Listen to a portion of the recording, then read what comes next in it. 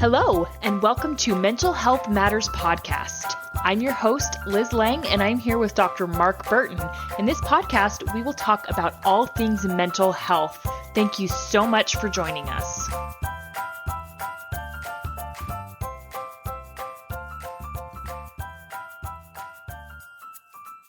Hey guys, thanks for tuning in. Dr. Burton here with me again. And today we are going to start part one of a three-part series called The Big Three. And I know we've labeled the big three of mental health, sleep, aerobic exercise, and meditation. But now we're going to switch gears and talk about the big three in marriage. And marriage is an important part of mental health, and we can talk about that as we go on. So the big three in marriage are finances, sexuality, and relatives. And today we're going to start with finances. So, about those big three, I found that to be true in all the years that I've been working, that often when couples come in, it's one of those three problems. But kind of I call it the overlay or the umbrella issue would be communication. Mm-hmm. And so, in all 3 weeks that we're doing this, and probably whenever we talk about relationship issues, you have to talk about communication. And I think the most important part of communication would be listening. Mm-hmm. And a lot of people don't really focus on the listening. It's always about, I don't know if this is true in your relationship, but you're thinking, often when you're listening, you're thinking about, okay, what's my response going to be? Yep. And so you really have to step back from that in order to really focus. And so, maybe one time we can do a whole episode on communication, because I have a lot to say about that. Yeah, I think we could. But as far as finances or sexuality or extended family relationships go, you've got to be able to talk about it and listen and understand where the other person is coming from. Mm-hmm. So marriage, I think, is all about compromise and accommodation. And so the second thing important to mention is you don't come into a marriage thinking you're going to be right or it's always going to be your way. Like if you think this is the way something ought to be done, then that's the way it's going to be done. I've always thought of marriage almost as you're creating this little mini culture, and you each come from these little mini cultures. Mm-hmm. And so if you think about families of origin, you each have ways you're brought up around money. So, if we think about money in your families of origin, you maybe had a lot of money, you didn't have a lot of money, maybe your parents were very frugal, so you have this experience that you bring into the relationship. And often we think, oh, that's the right way to do things. Mm-hmm. Now, it's not, I don't know that there is a right way often. It's just the way you two in the relationship decide that you want to do it. Right. And I think Curtis and I are really diverse, have very diverse backgrounds when it comes to finances. My husband, Curtis, he grew up with next to nothing. And I grew up with always having at least everything I needed. Mm-hmm. And to further add to the difference is he was 18 when he moved out of his house, and he had been living independently for 6 years by the time we met and married. And it had been a significantly shorter time for me. And so I think one of the things that we've actually been able to do well is to come together and agree on finances. But I totally see your point in that you are taking two people who, again, were raised completely different, and we certainly were. And I feel like overall we've done a good job, but I would also say that the number one disagreement we have is about finances. And if there's one thing I'm proud of, it's my marriage. Not to toot my own horn, but you can toot your own horn. Go ahead. We've been together for almost a decade, and I feel like we're pretty solid. We're a pretty solid couple, and I feel very, very confident in my marriage. But probably the number one thing that we do disagree about is money, is finances. Well, would you be willing to share what aspect of finances do you disagree on? How it's spent mainly. Okay. And I would say that has become more prevalent as our finances have increased. Mm-hmm. So we were poor college students when we got married, and it was pretty much agreed scrimp, save, penny pinch, do anything you can to get by. And as he's progressed in his career, we've had extra finances, and I would say we've disagreed on how it's spent. And the most recent disagreement we've had was around the stimulus checks that we've been Mm-hmm. getting. Okay. And really what it came down to is we had different priorities, and we've never had that before in our marriage. And he wanted to spend it one way and I wanted to spend it another, and both of us, it was really, really important, this idea that we had and how we wanted to spend this money. And it created this friction that we'd never felt before. Well, you rightly bring up the point that you only have the conflict when you have the money. So, Right. right. So the typical course of for most marriages, I think, is you start out with not a lot of money. So I Mm-hmm. think the typical way it happens is you don't talk about it because you don't need to. Right. I Yeah. think that's probably a mistake, though, Mm-hmm. because you should go into the marriage knowing everything you can about each other. And I mean, Mm-hmm. through the course of the marriage, we always learn more things. But there's a book that I really like. It's called Lies at the Altar, Okay. and the author's name is Robin Smith. And in chapter 9, the title of the chapter is Eyes Wide Open. It's 267 questions to ask before you get married. And it has lots of different sections like home life, work life, Mm-hmm. outdoor activity, things like that. And then there's certainly a section on money. Mm-hmm. There's even one on pets, which I think is funny, to talk Uh-huh. about pets. So Yeah. money, Yeah. and it has such questions so that you're asking, hopefully, before you enter into the relationship. Do you have debt? Are you a saver or a spender? Mm-hmm. What are the financial goals that you might have that are important to you? Do you have other financial obligations, for instance, child support or alimony? And I think a lot of people, since they typically don't have a lot of money, they don't think to ask those questions. Mm-hmm. I think you can ask those questions, though, anywhere along the course of the marriage. You don't have to, if you're 10 years in and you don't know those things, Mm-hmm. well, it's time that you ask them. I've been thinking I want to pick up a copy of that book, or at least find those questions just They're to great ask. questions. Yeah, Yeah. just out of curiosity, say, hey, sit down and have that conversation, Mhm. because and we could probably do a whole other topic on dialogue in a relationship. Oh, And yeah. I mean, and after 10 years, I think it would be beneficial just to bring in new conversation, Hmm. because we've talked to each other every single day of our lives for the last decade. And I work with couples almost daily about that Hmm. very issue. Yeah. The other thing to keep in mind is that it's transparency is a word I use with a lot of Yeah. couples. Hmm. And so when you're coming into a relationship, and I've seen this happen so often where one person doesn't tell the other about the debt or the obligation or something like that. And that Hmm. is just a real mistake Yeah. because it damages trust. And in some ways, you could consider it a betrayal because I haven't been honest with you. I haven't told Hmm. you that I have, $30,000 in credit card debt, which is pretty big. And I've Yeah. certainly seen that in a relationship. So Hmm. transparency, I think, is really important. But the other thing that I think you brought up earlier in your situation with Curtis, so he was 6 years independent. Hmm.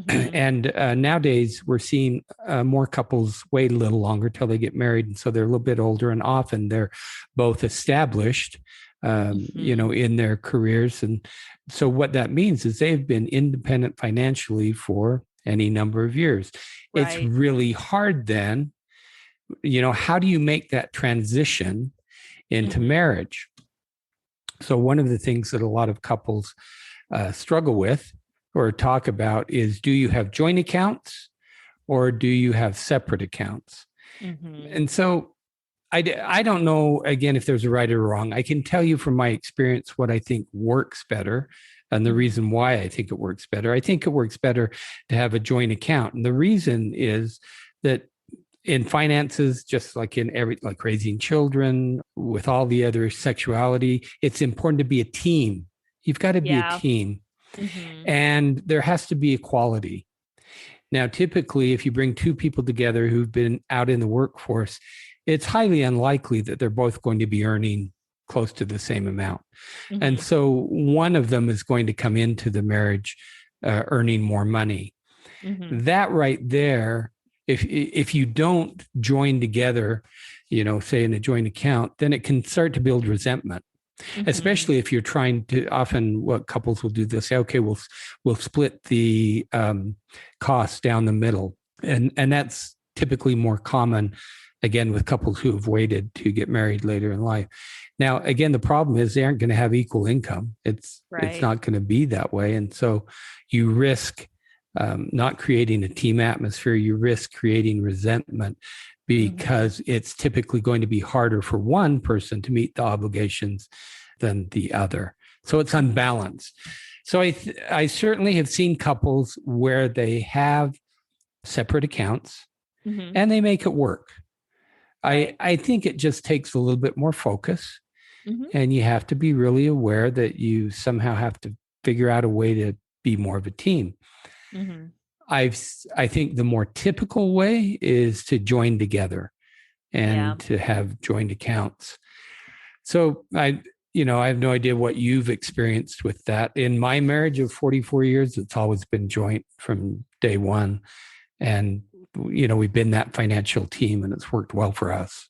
Yeah, us too. And in fact, I still remember the day that Curtis added me to his bank account, and I thought, boy, this is taking a quite a significant amount There's of a trust commitment. here. Yeah, Yeah. right, right. Yeah. It was Right. shortly before we got married, Right.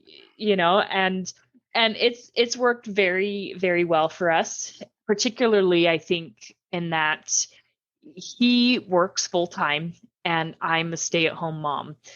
And he's never once said, well, this is my money because I make the money. Like you said, we've always been very much a team and we've always had equal say in the finances because he works and he brings in the income, but I run the house, and so Which is a big job. You're working hard every day. three kids is a big job. Oh, Yeah. yeah. It's a big job. And so I've never once been made to feel like my input isn't important because I'm not making money. And I will say, when we first got married, or sorry, it was shortly before we got married, Curtis, he had been so used to being financially independent and making his own decisions financially that he would do this thing where he would listen to my input, but he'd already had his mind made up. And so Mm-hmm. he was listening to me just to give me the courtesy of listening, but he had already made up his mind of what he was going to do. And we're really fortunate in our communication in our marriage. And I feel like that's something that we have really nailed is communication. And I was able to just tell him, hey, this is how I feel. And he said, oh, okay. He recognized it and it hasn't been a problem. And I think one other thing I'd like to say as far as communication goes, and this is from my own experience, is timing matters a lot. Oh, yes. Yes. It I, sure does.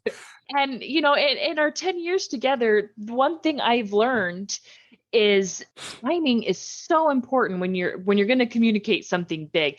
And that's one of the things that I've figured out is if there's an important topic like finances or how we're going to do something, to do it at an appropriate time, particularly when he's not really stressed. And if it's not a pressing or an urgent topic, wait, even waiting a day, because if he's already stressed and he's already anxious, it's not going to go well for either of us, and he'll do Right. the same thing for me.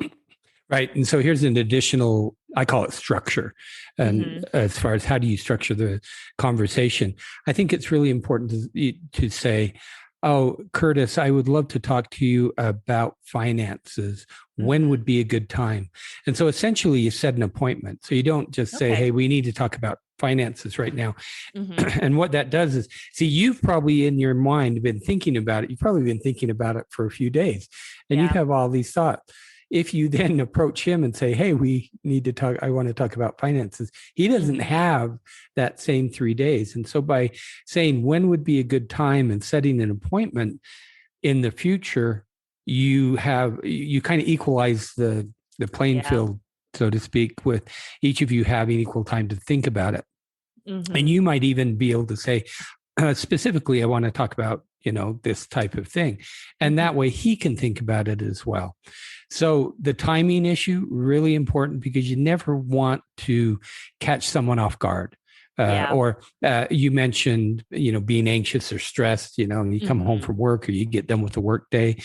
It's not an ideal time. Yep. So that's a very, very good point. So the next thing is typically in a couple, just because it's easier to do this, one person usually pays the bills.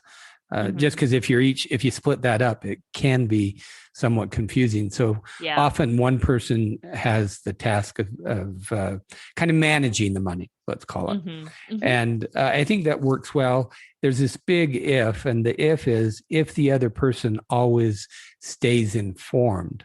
And, Right. and so I have certainly seen it where the other person just steps back and the one who's paying the bills has all the knowledge about the family finances. And then one Mm-hmm. day the other person says, well, realizes I don't know anything about what's going in our family. Mm-hmm. And so you need to always stay informed. I suggest, and I think it's really important to have maybe a weekly, I'll call it a check-in meeting, a weekly financial Mm-hmm. check-in meeting. And so it's not that you're going to get down to the nitty-gritty every week, but it could just be, okay, what are the obligations coming up?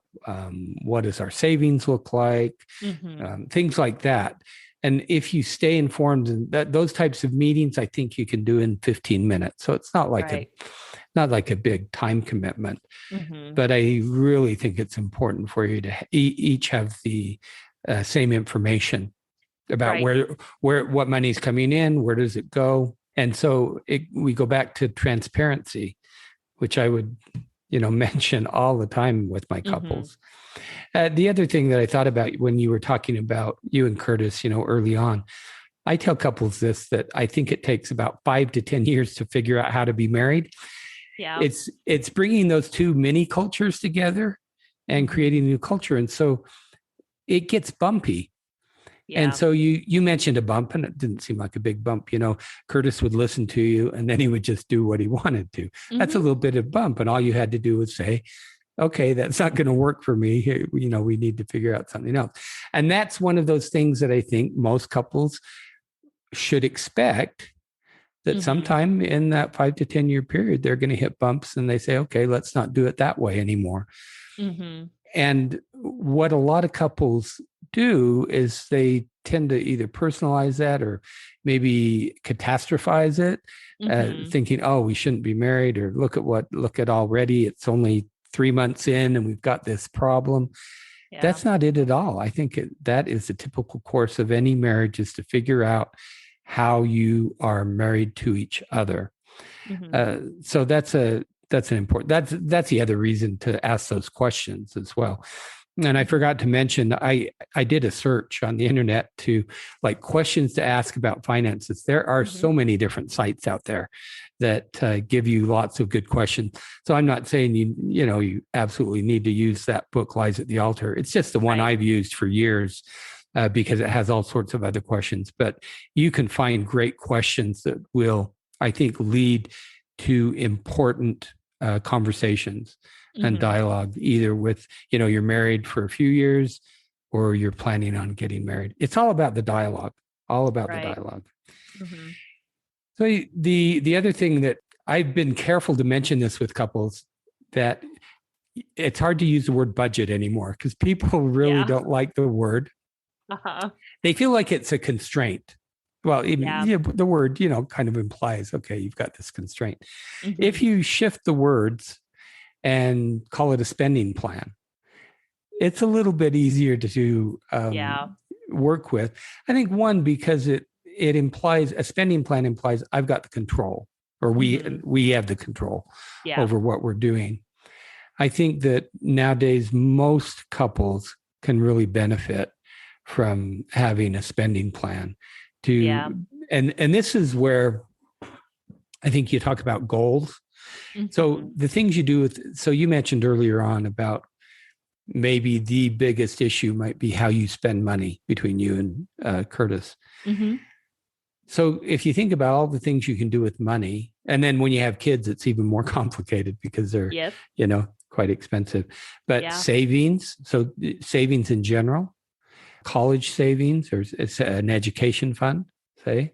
And so what are the things that you want to buy? Do you want to go on a trip, or do you want to put money away? And I think a spending plan helps give that outline. It's giving a structure.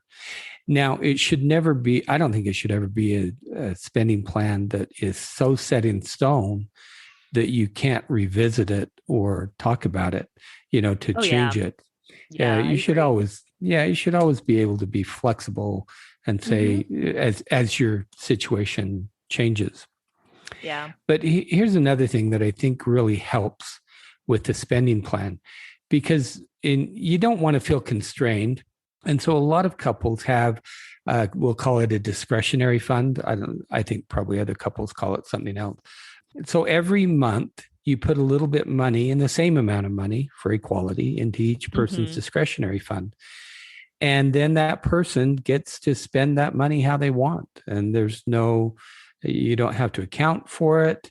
You do what you want. You save it. You can save it for something big, or you spend it every week. It doesn't matter. Not know if you've had any experience with that. We call it personal money. Okay. In our finances. Money. Yeah. And it's fluctuated over the years as our finances have fluctuated. But that's exactly what it is. It's no questions asked. You can spend this money how you want, and you don't need my approval. Because I know with me and Curtis, we tend to do this thing where we talk about almost all expenses before we make them. I mean, there's certain things. That's good. Yeah. And there's certain things that are kind of a given, like, I'm going to go to the grocery store. Right. And even then I would say, okay, I kind of say, all right, this is my list, because I can't tell you how many times I've come home from the grocery store and he's like, you spent how much? And I'm like, but look at my list. But look at my list. This is everything I had to buy. And so, and we just tend to do that. We tend to talk about even little things like, hey, I wanted to get something for the kids. I wanted to spend X amount on something for the kids that we didn't plan for. What do you think? And it's, and sometimes it's, no, I don't think we should right now, or let's hold off, or yeah, sure. That's a really good way to do it. I think that more information, more dialogue is always better. And I think that's probably true almost in every single thing about marriage. Any issue that we might talk about in marriage, more dialogue and more conversation. So, now that we brought up conversation or having that dialogue, I can give a few of the tips that I give to couples. That often, let's say you and Curtis are having a conversation, or me and Lindy, my wife, were having a conversation about money. And she might say, well, this is something that she would say, in fact, I really want to go on a trip, or I want to go, travel. She really loves traveling. I think instead of just having a no, we can't, it's really important to listen. And I would never use the word why, but I would say, what is important to you about going on this trip? Okay. Now, that is actually a really big difference between why and what. And the reason is there's something about the word why that makes us feel defensive. So if I were to say, well, why do you want to go on that trip? Now, often even my voice and the tone and the inflection changes a little bit. And so she has to now, if I say, why do you want to go on the trip? Then she's going to try and justify it. If I say, what's important to you? Then we've just opened it up to this open-ended dialogue about whatever it is that's important. And you can do that about any purchase. I really would like to spend some money on a new car. well, tell me what's important to you about a new car. And so once you get into that, to understand, that's the understanding part. Yeah. Then the other person has to give you that same courtesy. Mm-hmm. So if maybe you don't want to spend the money on the car, or maybe you don't want to spend the money on the trip, and that other person would hopefully say, well, tell me what's hard about spending the money on the car for you right now. And so at that point, then you have that dialogue that goes back and forth, and it's all about understanding. Mm-hmm. And so that I really think that if you understand each other, then when you have to go to the decision, because you have to decide, okay, do we go on the trip or do we buy the Mm-hmm. car or not? I Yeah. think once you understand each other, the decision is so much easier, and you feel more like a team. And one of the first things I mentioned in this episode, marriage is all about compromise and accommodation. And I think the Mm-hmm. compromise is so much easier once you understand where the other person is coming from. Mm-hmm. Another thing that I have learned personally, and I think this applies to finances, is once a decision's been made, it's been made. And Right. there's no going back and there's no changing it. So I remember the first time we had, I guess you could call a fight. And Mm-hmm. I don't know, Curtis and I, we don't really fight a lot, but I mean, it was a pretty heated discussion between us. And it was about buying a car, in fact. Mm-hmm. And he really felt that this was important. I really felt that it could wait. And we butted heads on this for days. I probably over a week we butted heads on this.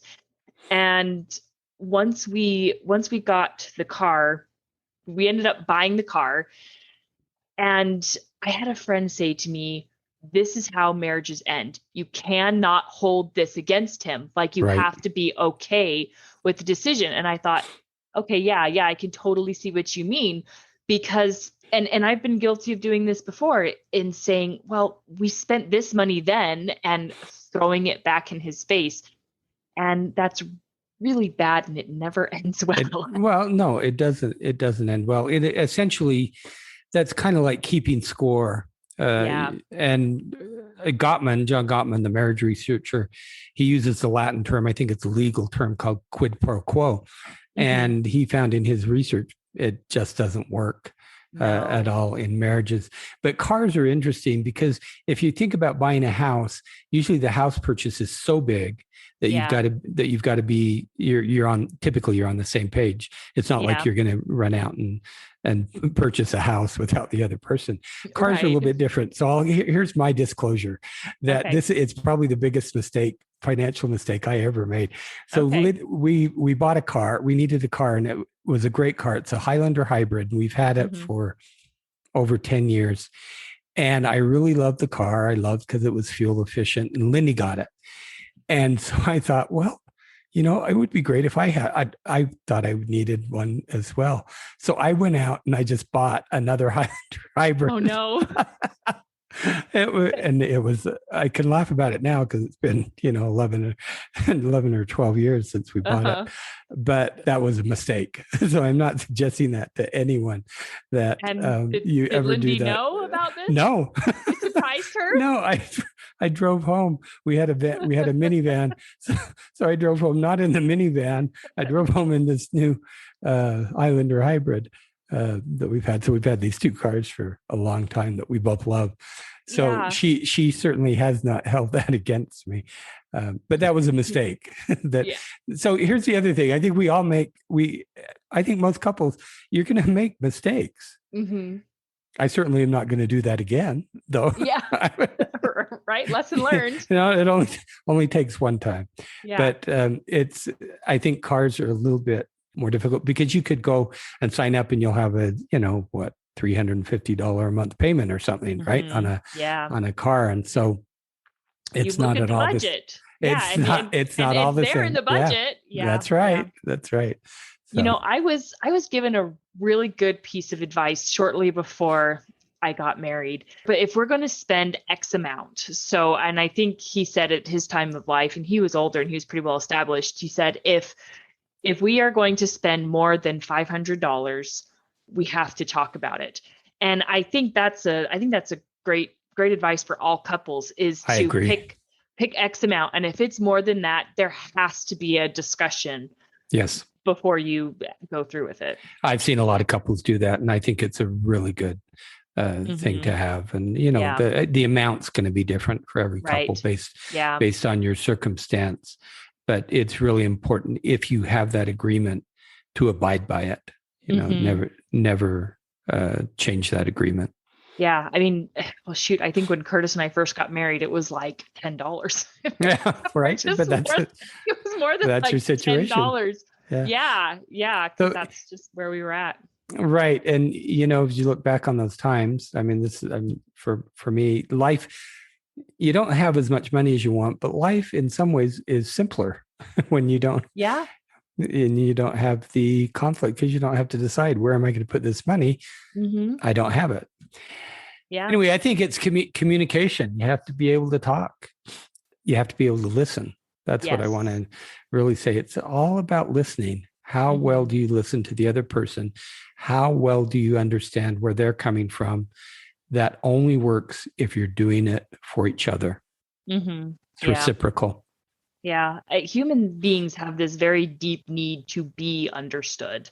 Yes. We want to feel understood. Yep. And I think if you can take that into a relationship and understand that your partner, they just want to feel like you get them. Yes, that's it. They want to feel heard. Those are the words I use every day in my office, that most of us just want to be heard and understood. And that's why, once you get there, when you need to make a decision, it's just easier. So much easier, because you both feel heard and understood. Yeah. So as always, this has been a great conversation, and we would love to hear from our listeners if anyone has any experiences, or maybe they're in a particular situation with their finances, or maybe there's a struggle with sexuality, and we're doing an episode on that next week. That's what we will talk about, is sexuality. And so shoot us an email. We would love to discuss it. You can remain completely anonymous if you'd like. That's always an option. And we will talk to you all next week. Have a good week. Have a question for Dr. Burton? How about a topic you'd like us to cover? Send us an email at mentalhealthpod21@gmail.com. This podcast was produced and edited by Liz Lang. Music is by Audio Lounge.